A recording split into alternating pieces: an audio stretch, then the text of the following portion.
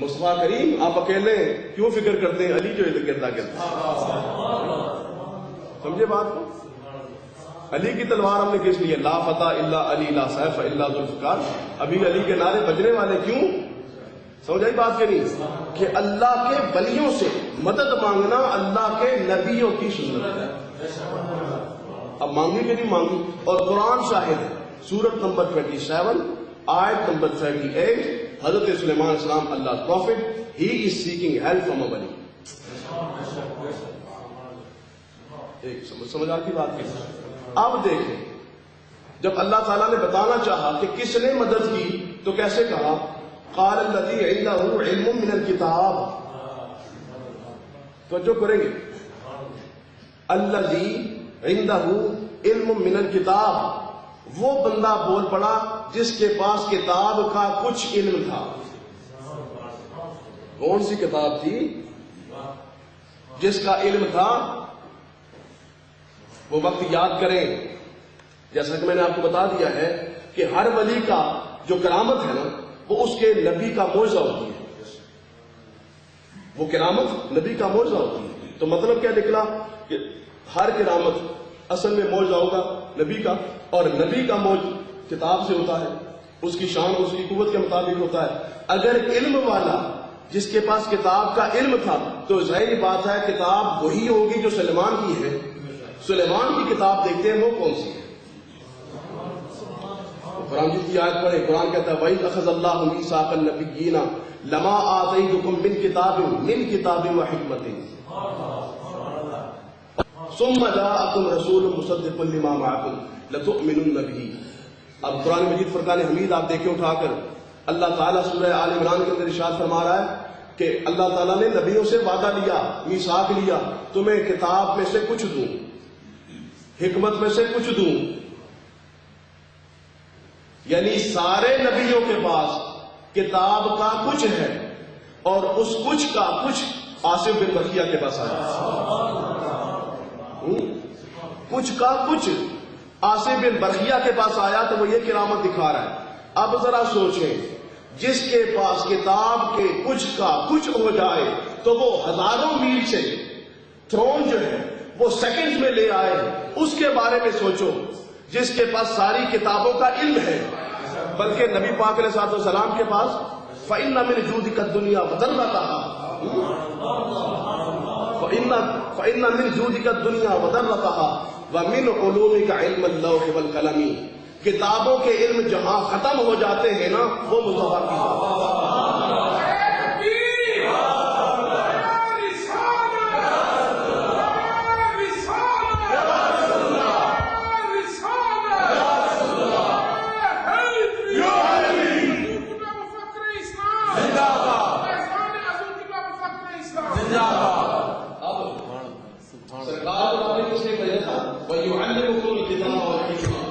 جو کتاب ہے نا، کتاب میں سے کچھ نہیں، سب مطلب نہیں، ٹوٹل مطلب نہیں، بلکہ اس کے پاس وہ بھی ہے جو لوہے محفوظ والی کتاب ہے نا، وہ لوہے محفوظ والی کتاب اس کے علم کا کچھ ہے.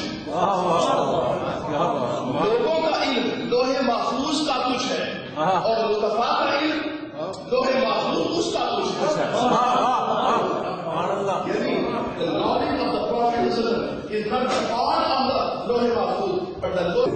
اب جس کے پاس علم کتاب کچھ ہو اور اس کا کچھ فیضان اس کے ولی کو ملے تو وہ تختوں کو اٹھا سکتا ہے.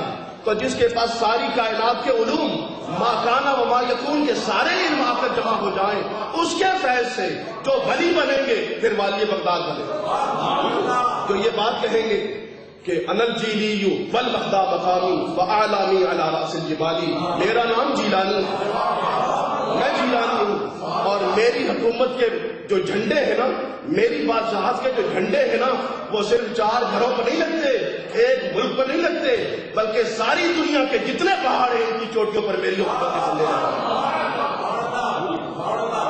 اگر عاصم بن برقیہ سلیمان کا امتی ہو تو وہ ہزاروں میل پر بیٹھے ہوئے لوگوں کی مدد کر سکتا ہے اور ہزاروں میل سے وہ جو تخت ہے اٹھا کر یہاں لا سکتا ہے. تو غور کیجئے، والی بغداد شہنشاہ جیلان نبی پاک علیہ السلام کے یاران باوفا. ہاں پھر حضرت فاروق اعظم حضرت کے زمانے میں جس وقت جو زمین پر زلزلہ آ گیا تو آپ نے بڑی تدبیر کی کہ بس خاموش ہو جا، زلزلہ نہ کڑا. اس وقت والی حضرت فاروق اعظم حضرت باہر نکلے اور باہر نکل کر ایک درہ لے کے زمین کو مارا اور کہا خاموش ہو جا، تجھے پتہ نہیں فاروق اعظم کھڑا ہوا. جو نبی کا فیضان، اس نبی آخر زمان کا فیضان رکھتے ہیں، ان کی حکومت ایسی ہے. آپ کو پتا ہے وہ کرامت ان کی مشہور ہے کہ جس وقت نیل کا پانی نہیں چلتا تھا، فاروق اعظم کو بتایا گیا پانی نہیں چلتا. ان کا اس کی ایسی تحصیل یہ چلتا کیوں نہیں ہے؟ لیٹر لکھا نیل کو، دریائے نیل کو، ریور آف نیل، اس کو لیٹر لکھا کہا کہ اگر تو اللہ کے حکم سے پہلے چلتا تھا پھر چل. یہ نخرے شخرے نہیں دکھانے، وہ پہلے اللہ کے حکم سے چلتا تھا. فاروق اعظم آپ کا حکم یہ خدا کا حکم ہے کہ آپ مجھے تو خدا نہیں کہتے ہیں، پر میں جس کا نائب ہوں اس کو کیا کہتے تھا؟ اس کو نبی کہتے تھا. وہ کس کا ہے؟ وہ خدا. بات سمجھ آئی کہ نہیں آئی؟ اس لیے اتنی ساری بات قرآن کی اس آیت سے مجھے اور آپ کو سمجھ آ جانی چاہیے. وہ کیا کہ اگر حضرت سلیمان علیہ السلام کی امت کا ایک ولی جس کے پاس کتاب کا کچھ علم ہو تو وہ سیکنڈز کے اندر یہاں بیٹھ کر ہزاروں میل کی دوری پر کوئی تخت پڑا ہوا ہے، اور تخت بھی پتا ہے آپ کو کتنا بڑا ہے. مثلا اگر آپ کوئی بہت بڑی چیز اندر لانا چاہے، دروازے توڑے بغیر لا سکتے نہیں لا سکتے. وہ تو تخت اتنا بڑا ہے کئی 100 بندہ اس کو اٹھانا چاہے نہیں اٹھا سکتا تھا، اتنا بھاری ہے. تمام مفسرین لکھیں گے اتنا بڑا ہے. وہ یار یہ دفتوں شفتوں سے آگے پیچھے چلتا پھرتا یہ کمرے سے اندر کیسے آیا ہے؟ کمرے کیوں نہیں ٹوٹے؟ بیڈ اندر لانا چاہتے ہو، آنے ذرا دروازے بڑے نکے بنائے گئے، کھولو اس کی، کھول لے ہو نا. اس سے بکرے قریب فکلا بندر باڑ لے نا. پاکستانوں جس ایسا نئے نئے آنے ہیں نا، اس نے اتنا جناب وہ کنگ سائز بیڈ تو لکڑیاں نے بیڈ پکے پینڈے اتنا جی تک بیڈ اس طرح وہ پھرکیاں ادھر چاہیے سٹو ادھر چاہیے سٹو سارے توڑ پھوڑ کے لاتے ہو. لیکن اتنا بڑا تھرون ہو کہ ایک کوئین اس پر بیٹھتی ہو، اب وہ دروازوں سے اندر آنے لگا ہو، پتہ ہی نہ لگا ہو، پھر کیا ہوگا؟ اس کا مطلب ہے اللہ کا ولی سے اٹھا کے لایا نہیں، بلکہ راستے میں جہاں کی پرابلم ہوئی وہ بھی ساتھ کرتا آیا ہے. دیر کتنی ساری لگی ہے؟ سیکنڈ. اور کہتا قرآن ہے، کوئی حدیث تو ہے نہیں کہ اس کو ضعیف کہہ سکو. یہ روایت ضعیف ہے جی، یہ روایت ضعیف نہیں، یہ قرآن ہے. یہ سارے مسائل حل ہوں گے. تھرون آیا، اسی وجہ سے علماء نے لکھا کہ جو تھرون لایا گیا ہے وہ کیسے کا اے دامن و ایجادن، وہاں سے ختم کیا گیا اور یہاں نیا بنایا گیا. سمجھے؟ یہ بات علماء نے لکھی ہے، ورنہ یہ سارے مسائل پیدا ہوں گے. کھڑکی کیوں کس طرح بھاگ دو، دروازے کس طرح اس کو اندر ڈالیں گے؟ نہیں، صرف کرامت کے طور پر ڈالے گا. اگر حضرت سلیمان علیہ السلام کا امت کا ولی اگر اتنی کرامتیں ایک وقت میں دکھا سکتا ہے تو نبی آخر زمان کا امتی کیوں نہیں دکھا سکتا؟ نبی پاک علیہ السلام کا شہزادہ کیوں نہیں دکھا سکتا؟ سرکار کی امتی کیوں نہیں دکھا سکتے؟ دکھا سکتے. اتنی بات تو کلیئر ہو گئی نا. اب ٹائم ہو گیا ہے. باتیں بڑی مزے کی ہوتی ہیں اور ایک حدیث پیش کرتا ہوں. کیا ٹائم ہو گیا؟ 10 o'clock پورے ہو گئے جی؟ 10 پاس ہونے والے یا پھر اب اس حدیث کو رہنے دیتا ہوں کیونکہ پچھلے اس میں مجھ سے جب میں نے حدیث پیش کی تھی تو ساتھیوں نے سوال کیا تھا آپ نے جتنے بھی دلائل پیش کیے وہ سارے نبیوں کے بارے میں پیش کیے تو ولیوں کے بارے میں پیش نہیں کیے. تو میں نے کہا اس بار ولیوں کو پیش کیا.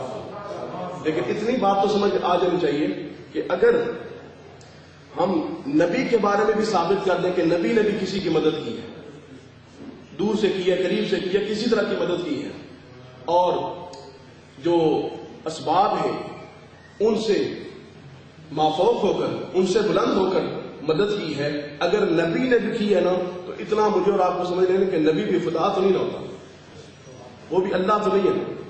اگر اس نے بھی کی ہے تو پھر وہ اللہ کے علاوہ ہے، اللہ کا غیر ہے.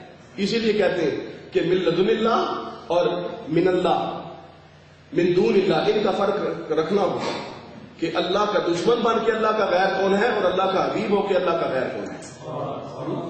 اسی لیے رب نے جب سرکار کو نا قد جاءکم من اللہ، یہ اللہ کی طرف سے آیا ہے.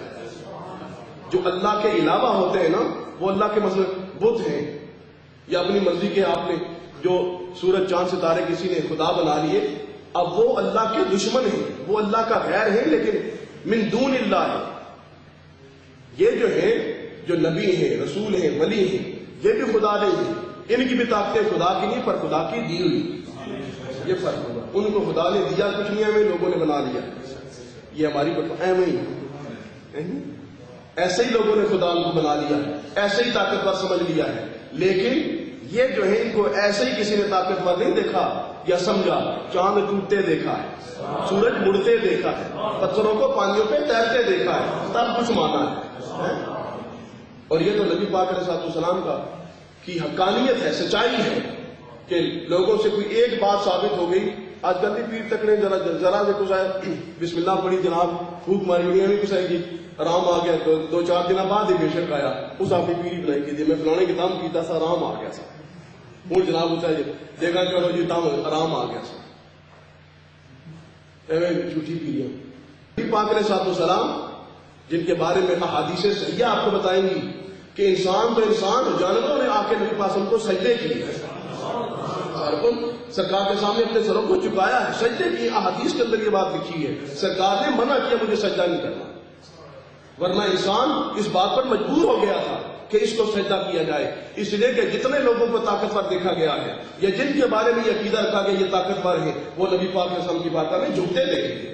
سورج کو لوگوں نے پوجا، سرکار کی بارگاہ میں جھکا، چاند کو لوگوں نے پوجا، سرکار کی بارگاہ میں جھکا، اور پتھروں کو، پہاڑوں کو خدا سمجھا، سرکار کے حکم پر ناچے، اور ناچتے ہوئے پہاڑ سرکار کے حکم پر رکے۔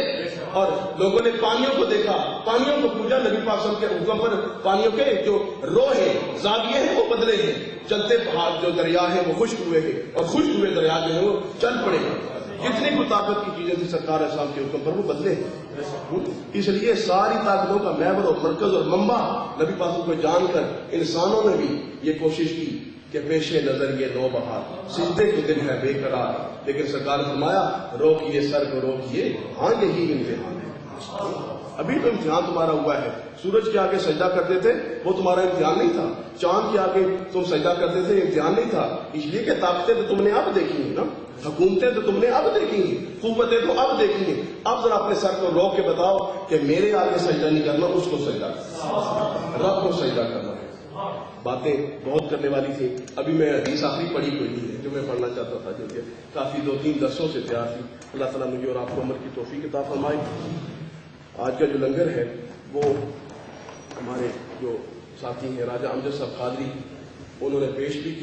میں نے آپ سے خدمت میں عرض کیا کہ ابن تیمیہ کے زمانے میں شام کے قاضی القضات علی ابن عبدالکافی سبکی، جس کے متعلق ذہبی کہتا ہے کہ میں آپ کا غلام ہوں، اس کی تعریف میں نے دکھا دیا، اس کا نص میں نے دکھا دیا کہ ابن تیمیہ سے پہلے کسی نے غیر اللہ کو پکارنے کو شرک نہیں بولا ہے، اس نے اس کا جواب نہیں دیا۔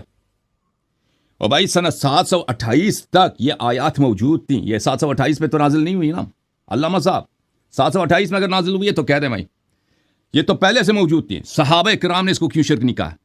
نبی کریم صلی اللہ علیہ وسلم نے کیوں شرک نہیں کہا؟ علماء کرام اتنے مفسرین گزرے ہیں، اتنے مجتہدین گزرے ہیں، اتنے متکلمین گزرے ہیں، توحید پہ انہوں نے کتابیں لکھی ہیں، عبادت پہ کتابیں لکھی ہیں، انہوں نے کیوں نہیں کہا کہ یہ شرک ہے؟ وہ سب بیوقوف تھے، وہ سب مشرک تھے، ان کو پتہ نہیں تھا، صرف ابن تیمیہ کو